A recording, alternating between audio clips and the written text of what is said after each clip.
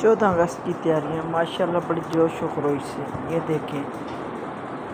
और बड़ी ये दिन बड़ा ख़ूबसूरत दिन होता है। ये इस दिन हमारा माशाल्लाह पाकिस्तान जो है आज़ाद हुआ था और इस पे बड़ी मेहनत हुई थी। हमारे जो लीडर हैं पाक मिल्लत कायद-ए-आज़म मोहम्मद अली जिन्नाह की एक मेहनत थी।